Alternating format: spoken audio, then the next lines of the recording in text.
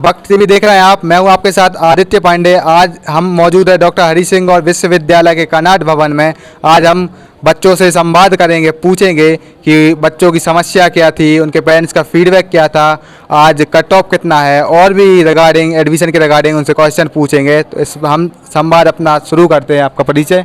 मेरा नाम अनुराग देव पांडे है। मैं सागर विश्वविद्यालय के बीएससी मैथ डिपार्टमेंट का द्वितीय वर्ष का छात्र हूं और अखिल भारतीय विद्यार्थी परिषद से मेरा संपर्क 2023 से है।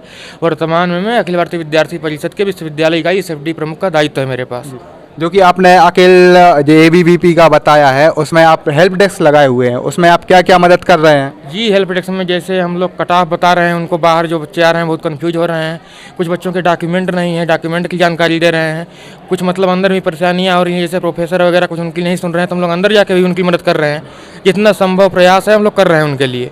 आप बच्चों की कई तरीके से मदद कर रहे हैं। प्रोफेसर्स वगैरह अपनी बात नहीं सुन रहे हैं, तब आप बच्चों की बात सुनकर अंदर जाते हैं, आप बताते हैं। जी, बहुत ही अच्छी बात है।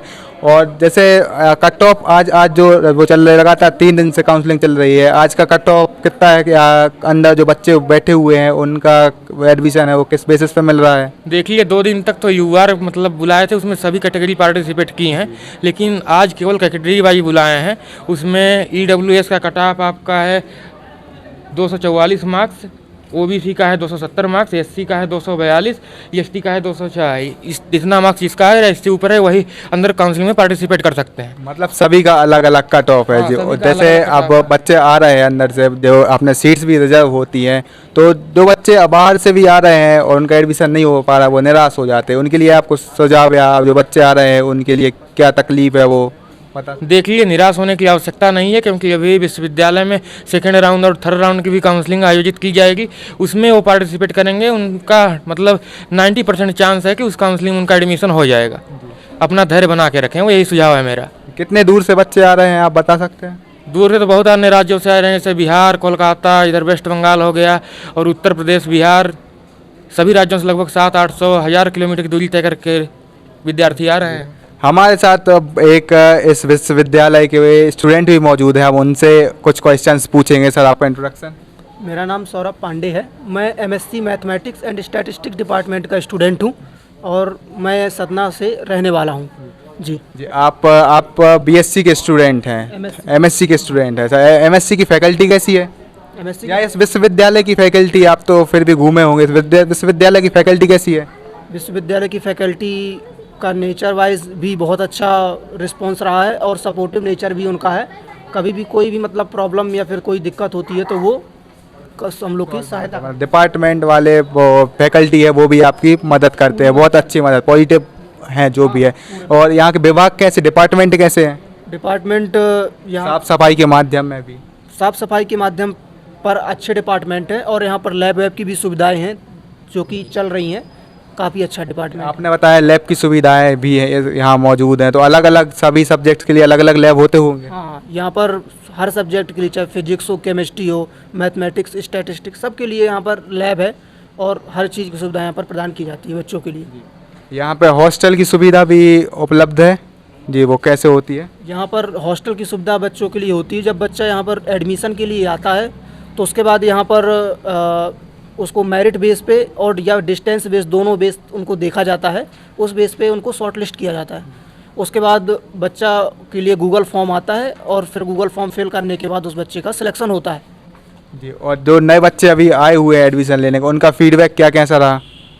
वो बच्चे काफ़ी संतुष्ट रहे हैं और यहाँ पर जो बच्चे काउंसलिंग से रिलेटेड आए उनसे हमारे द्वारा मतलब जो हमारे कार्यकर्ता रहे हैं एबीवीपी के, उन्होंने काफ़ी सहायता की है और उनको बच्चों को पूरी सहायता दी गई है। जो कि यहाँ बताया गया, विश्वविद्यालय को 2 पार्ट में बांटा गया है, एक हिल कैंपस, एक वैली कैंपस। तो जो बच्चे है और उनको बच्चों को पूरी सहायता दी गई है। जो कि यहाँ बताया गया, विश्वविद्यालय को 2 पार्ट में बांटा गया है, एक हिल कैंपस, एक वैली कैंपस। तो जो बच्चे हिल कैंपस से वैली कैंपस जाना है, वैली कैंपस से हिल कैंपस जाना है, या कोई रूम लेके रहता है, तो उनको आने जाने के लिए कोई सुविधा?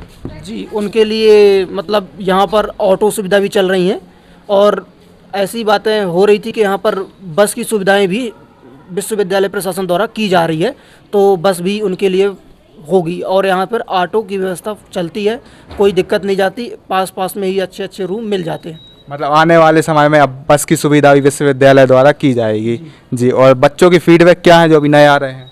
बच्चों के फीडबैक तो अभी पॉजिटिव मिले हैं। मतलब कुछ बच्चे जो अभी यहाँ से कुछ बच्चों का सिलेक्शन नहीं हुआ है, वो बच्चे सेकेंड एंड थर्ड राउंड की काउंसलिंग के लिए इंतज़ार करें, और काफ़ी अच्छा है यहाँ पर रिस्पांस। तो बच्चे आके यहाँ पर यहाँ कई अलग अलग हॉस्टल्स भी हैं, कुछ हॉस्टल्स का वर्णन आप कर सकते हैं?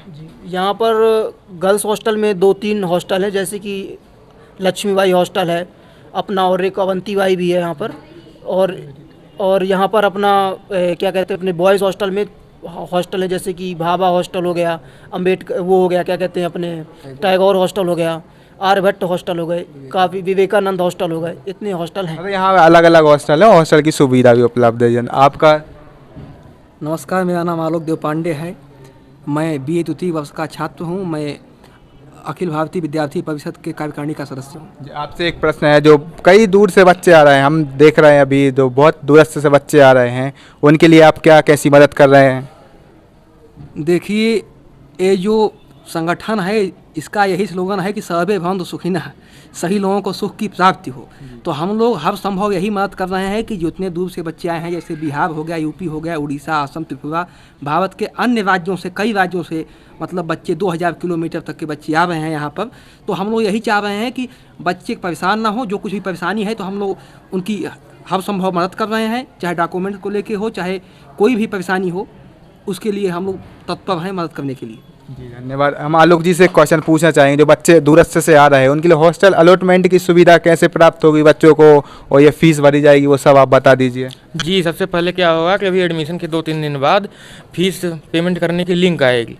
उसके जस्ट बाद हॉस्टल का गूगल फॉर्म आता है, वो सबसे पहले फीस रिसिप्ट अपलोड करके उसमें पूरी डिटेल भर के डिस्टेंस वगैरह उसमें भरी जाती है, और कैटेगरी मेन जो मतलब वो हैं अपने जिनके बेस पे हॉस्टल आवंटन होता है उसको भरेंगे। इसके बाद 1 महीने का प्रोसेस है, 15-20 दिन लग जाते हैं उसमें हॉस्टल आवंटन में। तो उसके हिसाब से वो कैटेगरी और आपका मेरिट में मतलब कितने मार्क्स हैं और डिस्टेंस के आधार पर हॉस्टल आवंटन होता है। मतलब डिस्टेंस के उस पर आपको हॉस्टल अलॉटमेंट होती है। जो आप हेल्प डेस्क लगाए हुए हैं ABP द्वारा, वहाँ अलग अलग पेरेंट्स आ रहे होंगे, आपसे अलग अलग क्वेश्चन पूछ रहे होंगे, आप पेरेंट्स के फीडबैक क्या है, वो क्वेश्चंस क्या हैं और उनका आंसर आप क्या दे रहे हैं? जी, बहुत विद्यार्थियों के पेरेंट्स से हमारी मुलाकात हुई है लगातार 2-3 दिनों के हेल्प डेस्क में। सभी मतलब यहाँ से जिनका एडमिशन हो गया है, जिनके अभिभावक मिल रहे हैं, वो कहीं न कहीं खुश होकर ही जा रहे हैं, क्योंकि अखिल भारतीय विद्यार्थी परिषद के सभी कार्यकर्ता उनकी हर संभव मदद कर रहे हैं। उनके लिए हमारे कैंपस कैसा लग रहा है? कैंपस का भी फीडबैक अच्छा दे रहे हैं वो। ठीक है, धन्यवाद। बने रहिए बाकी TV पर।